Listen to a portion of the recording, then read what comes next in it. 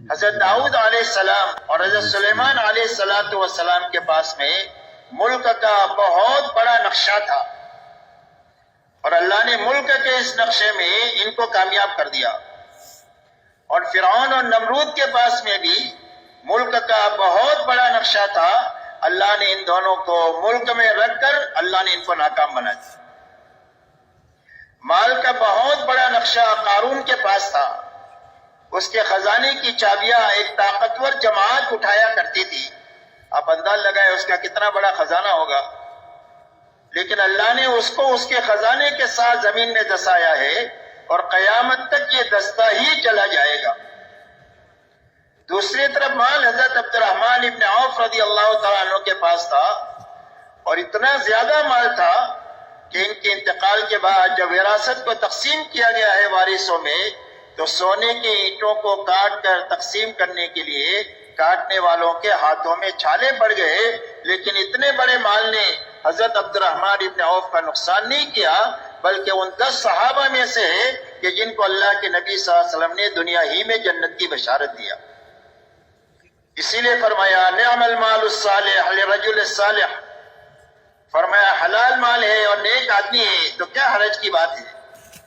اس لیے کہ اس حلال مال سے وہ کام کیے جا سکتے ہیں جو بغیر مال سے نہیں ہو سکتے۔ تو مال یہاں بھی ہے، مال وہاں بھی ہے، وہاں ناکامی ہے، یہاں کامیابی ہے۔ تجارت قوم شعیب کے پاس تھی، بڑی بڑی منڈی آئی، اللہ نے قوم شعیب کو تجارت میں اجاڑ دیا، اور تجارت مدینہ منورہ میں مکہ کے مہاجرین کے پاس بھی تھی،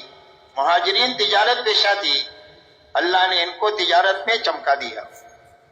باغات قوم سبا کے پاس تھے،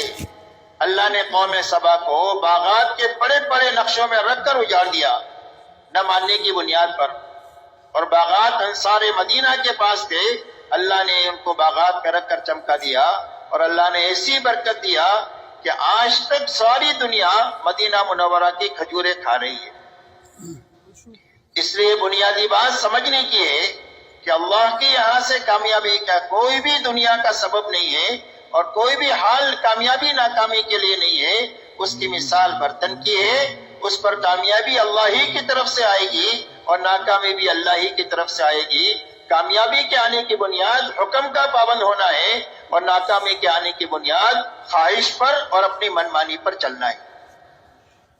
اسی لیے دعوت اور تبلیغ کے راستے سے کسی کا کاروبار چھوڑانے کی محنت نہیں ہے، اور نہ کسی کو ایک حال سے دوسرے حال میں لے جانے کی محنت ہے، بلکہ یہ محنت اس بات کی ہے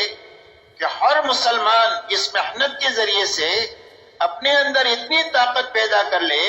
کہ جس سبب میں بھی ہے اور جس حال میں بھی ہے، اس سبب اور حال میں اللہ کے فرائض پر کھڑا ہونے کی طاقت پیدا ہو جائے، حرام سے بچنے کی طاقت پیدا ہو جائے، اور اللہ کے دین کی محنت کے تقاضے جس لائن کے جس وقت بھی آئے ان تقاضوں پر پورا کرنے کے لیے کھڑا ہونے کی طاقت پیدا ہو۔ اس طاقت کے پیدا کرنے کے لیے دعوت اور تبلیغ کی محنت ہے، اس لیے کہ جس کام میں بھی آدمی اللہ کے فرائض کی ادائیگی کے ساتھ اور حرام سے بچتے ہوئے اور اللہ کے دین کی محنت کے تقاضوں کو پورا کرتے ہوئے چلے گا، اللہ تعالیٰ اس کے دین پر تو دیں گے ہی دیں گے، لیکن اس کے دنیا کے کام پر بھی اللہ اس کے بڑے بڑے انعامات دیں گے۔ اسی لیے آتا ہے حدیث پاک میں کہ ایک سچا اور امانت دار تاجر کل قیامت کے دن نبیوں کے ساتھ، صدیقین کے ساتھ اور شہداء کے ساتھ اٹھایا جائے گا۔ اس کی تجارت کی وجہ سے وہ آخرت میں اتنا اونچا مقام اس کو عطا فرمائیں گے، حکم پورا کرنے کی برکت سے، سچائی اور امانت داری کی وجہ سے۔ ایک کسان کھیتی کرتا ہے، جب تک کھیتی ہری بھری رہتی ہے وہ تسبیح کرتی رہتی ہے اور اس کا ثواب کسان کو ملتا ہے۔ اگر اس کھیت میں سے جانور دانہ چگ جائے یا چور چوری کر جائے، فرمایا اس کے اوپر اس کو صدقے کا ثواب ملے گا۔ ایک غریب آدمی ہے، مزدور آدمی ہے، روز کماتا ہے، روز کھاتا ہے، لیکن حکم کی پابندی کے ساتھ کماتا ہے اور حکم کی پابندی کے ساتھ جیتا ہے،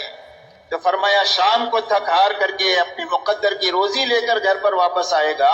اور اللہ کے خزانے سے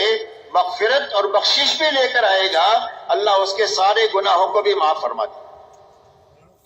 ایک حاکم حکومت کرتا ہے لیکن انصاف کے ساتھ کرتا ہے، اللہ کی مخلوق کے اوپر بھلائی، ہمدردی، خیرخواہی کے ساتھ حکومت کرتا ہے،